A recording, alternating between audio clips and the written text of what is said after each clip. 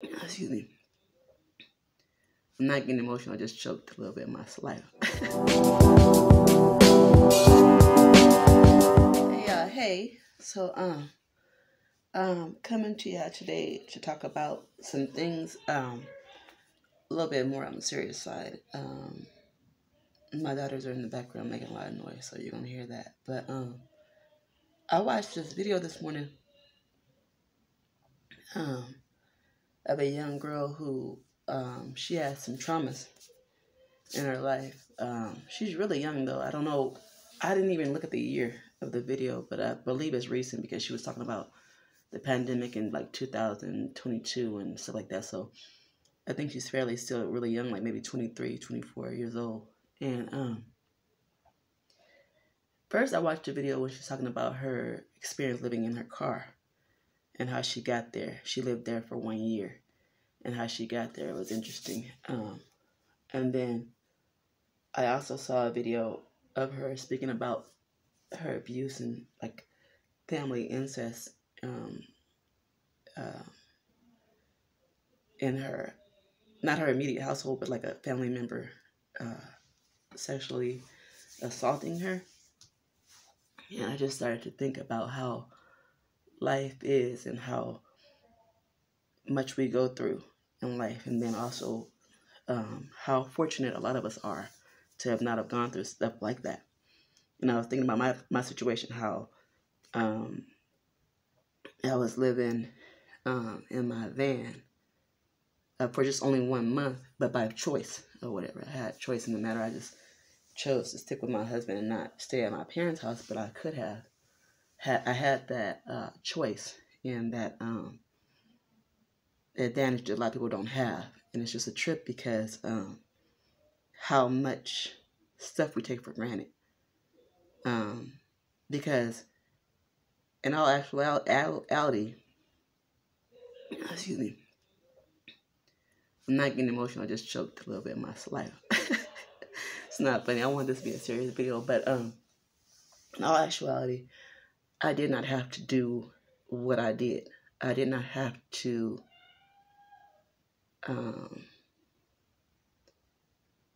do any of it. Like I was in a situation. This is how I got to this point. As many of you already know, my mom has been sick for a long time, and so I was in a situation where I was working at the prison, and I had been there. We had moved from Southern California to Northern California for that job in particular. And when we got there, it was just me, my husband, and my 3 girls. They were in school. So my husband stayed home with them during that time to take care of them while I went to work.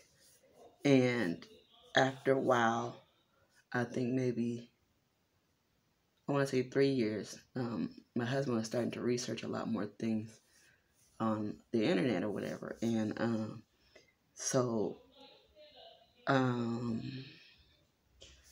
want to say about 2 years into it, we started being vegan. And then we started being like what was it called?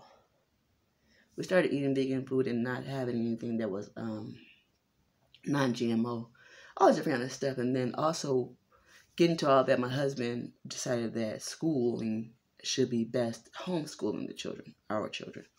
So we did that. But all this time, he's at home. He's at home. And, you know, it was fine for a while. And then it got to where, okay, the girls are older now. They're more self-sufficient. Excuse me, something's on my glasses and it's hard for me to concentrate looking at that.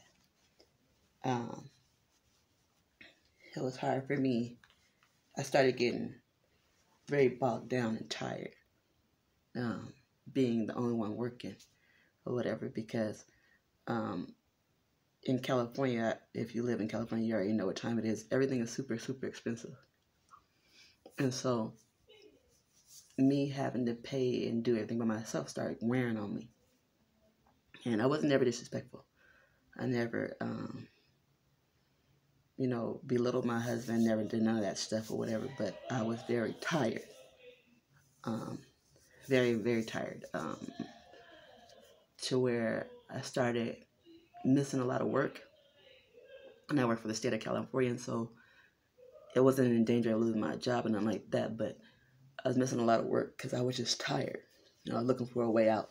And I talked to my husband about it, and nothing really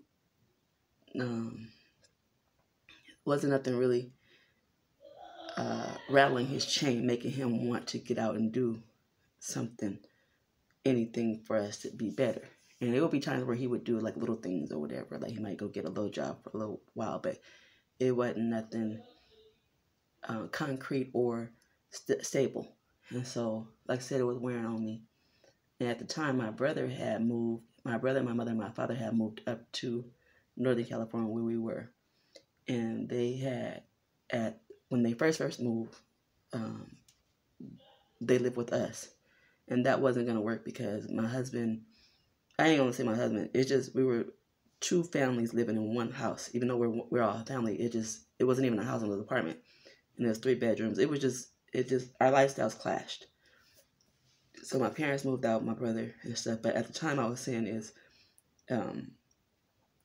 my brother was doing DoorDash, and he was making a lot of money doing DoorDash, and it was consistent money. And so I was like, damn, like I could probably do that, because all the while I'm tired of my job. Like I could do a whole video on my job. Like I was just tired of my job. I was tired of management. I was tired of not being able to get a break, no break rooms. No, nothing. And like I said, I started not being at work, so my checks was short and stuff like that. We really couldn't afford that, so that's excuses though. I was tired, and so I stopped working. I don't quit, not like that, but I had stopped working basically. Just my mom was getting sicker. I don't know. It was just so much stuff on me. And in my heart and mind, that I just gave up. I just stopped. And I was doing DoorDash for a while, and like I got my mama had her stroke in October, and I remember my last day at my work, physical day. I didn't quit though, but my last physical day was October 3rd, and my mama had her stroke on October 4th.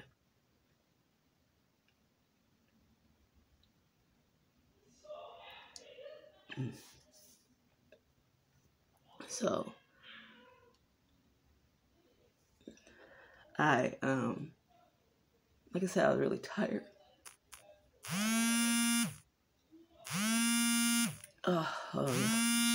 So that was my papa, my father-in-law. It's Father's Day today, so I had called him earlier, but he was at church. But I'm glad he called, because I don't want to get emotional. But so it was just a bad time. It was a bad time, and like I said, I was doing DoorDash, and then my mama had her stroke, and so it just a lot of stuff happened. But like I got another job in Southern California, and I accepted the position because I felt like my mom would do her best around my aunties, around her sisters and her brothers, because when my mama had her stroke, my auntie Renata came and seen her in December, but she couldn't stay long. So I was just feeling like only person who came see my mama was Auntie Renata, and that hurt. That hurt that Auntie Renata was the only one who came. But this video ain't about that. This video is about just that. I just wish that I had done stuff differently. Like, even though I felt like I had to do what I had to do, like I went to Patton in hopes that I could bring my mama to Southern California. But it was like everything I did, even though I felt in my heart at the time, I was doing it for my mom. It's just that, like, even though I thought I was doing the right things, I still didn't do it properly. I still didn't consider my children, my own husband, my own family, my own immediate family. Like, if I was thinking about them, I wouldn't have just stopped. I feel like I quit on them. Like I said, even though I didn't quit my job, I basically quit my job. You know what I'm saying? Like, I wasn't fired or I didn't quit, but I wasn't working, and I was the only income that we had. And I gave up. Like, I gone over a lot in my mind about how, like, I was trying to do what I had to do, and I still feel like I was. Like, it wasn't no malice and no selfishness in my heart at the time, but now I'm thinking about it logically and rationally. Like, we don't have to be here. We didn't have to be here. You get what I mean? Like right now, I'm at my mom's house, my mother-in-law's house, and I got my mother safely with some bumps along the way to my grandma's house, which is in Southern California. But my husband and I came out here to be with our girls, to visit with my mom, my mother-in-law, and my father-in-law, and my girls, and visit and go back, because like my husband's still doing his thing, like working and doing his thing in Sacramento. So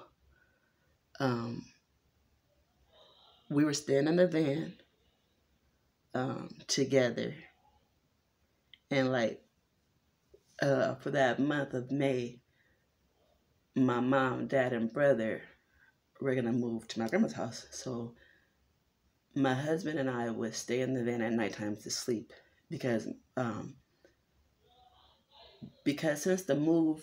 since my mom and dad and my brother moved in with us and then moved out, the way they had to move out was like kind of like my husband's doing. So he feels some remorse and guilt, and then also some animosity towards my family or whatever. So our relationship was estranged. So my daddy said we can come stay with them and stuff like that. My mama said too, whatever, because they don't hold stuff in their hearts, malice and them like that, and they don't hold grudges. But my husband didn't feel comfortable because he has to work out some things within his own heart and mind. So we stayed in the van, by choice, stayed in the van or whatever. But this whole video is just to, excuse me, I have tissue right now, but this whole video is just to say that I'm sorry. And I know I've done nothing to you all, and I just need to say it out loud. I said it to my girls. I have not said it to my husband, but I don't know. I think I'm not saying it to my husband because I don't even know if I should admit this or if it's true. But my spirit is giving me, I feel anger towards him, blame towards him. I normally don't do this, but I have not apologized to him because I feel like it could have been a different way. Even like I said, I'm feeling guilty now and feeling like I should really have done it better. Even though I feel that way, and I feel like all this whole thing is pretty much my fault. Us being separated. Because what happened was, I know I'm all over the place, but my mind is everywhere right now too, is that my youngest daughter needed me here with her because she wasn't doing too fine emotionally, and my husband went back by himself, and so just more separation or whatever. My mom, my father, my brother are in Southern California. I'm in freaking Vegas. My husband's in Sacramento. Like, all this stems from me, even though it wasn't my intention. That's just like crazy how people say that sometimes, like, oh, I didn't mean to do that or whatever. Which you don't mean to do it, but it's done. You get what I'm saying? Like, Even though you didn't mean for this to happen or mean for this to be this way, it's what it is because of you. So, I don't know. I don't even know what this video is really, the purpose of it is. I just know that I feel bad right now. I feel, I'm not going to say lost because I know it's going to get better. But spiritually and like emotionally, I don't feel like I'm in a good space right now behind the separation. Like our family is separated and it just doesn't feel good. Like, but I'm so blessed and so highly favored because like I still have a job. You know, I'm not working right now because I'm on leave, but I still have a job. I have a roof over my head. Even when I didn't have a roof over my head, I did. I had the van. But I was saying this, having this video because a little girl, and I hope you subscribe to her channel. I'm going to put it right here. She didn't have nobody. Like, these events in her life wasn't caused by her own actions. They were caused by circumstance and different things like that. I didn't see how she ended up away from her own mother. But I kind of did see because she had some abuse and nobody in her family, including her mother, took her seriously, took the abuse seriously, took time to talk to her about it, took time to deal with it. They swept it up under the rug. And I feel like that's so sad. And as a people, we do that all the time. We just sweep shit up under the rug like it's never happened, like it's just going to go away magically, and it just doesn't. But that happened to her, and then she went to go stay with her father, and then they put her out, and she was just in her car. And she was in St. Louis. She was somewhere far away or whatever, and she just was in her car. And she was in her car with nothing or nobody. Not my situation. Not self-caused events happening in her life. Not no domino effect. She didn't have that. So I just feel really bad that this is my situation now, right now, and it's my fault. Like, my girls being separated from their father. My girls being separated from myself and their father for 1 month, and then now their daddy being far away and they over here. It's my fault, and I don't know how to make it better. I don't know how you make that up, you know? Like, I ain't feeling sorry for myself either. I'm not. I'm just feeling like what made me even do the videos, because that baby had that stuff happen to her, and I allowed this to happen. I perpetuated it. So that, I don't even, like, I keep saying I don't know what the video is about, but I just feel bad for that because it didn't have to be that way. It just really didn't have to be that way. It didn't have to be like this. So, but I believe it's going to get better, and I'm thankful to God and to my family for providing for us. You know what I'm saying? Because a lot of people don't got that. A lot of people don't have no help. A lot of people don't have nothing or nobody. And so I'm grateful and I'm thankful that my grandma opened her doors to my mother. I'm thankful that my Auntie Vanessa came and see my mom. I'm thankful that my Auntie Vanessa calls my mom. My Auntie Kathy calls my mom. You know, my Uncle Raymond now has called my mom. Like, I'm thankful. I'm thankful for a lot of things, you know what I'm saying? I'm thankful for health and strength. It's Father's Day. I'm thankful for my father. I'm thankful for my father. So thankful for my father for providing and taking care of my mother. It's been hard, y'all. It's been real hard. But it's going to get better. So I know I come normally with funny videos or like lighthearted videos, but today wasn't that kind of a day for me. This morning wasn't anyway, but excuse me, that was gross. But you know, it's a little bit different, but we're gonna get better. Everybody, you know, everybody, my family and my friends, Kenya, Kira, Dante, you know, anybody watching these videos, Olivia, Like, anything that you're going through, whether you believe in God, whether you believe in the Creator, whether you believe in the universe, whether you believe in your own self, everything is going to get better through manifestation, through prayer, through everything. Just believe it. Trust and believe.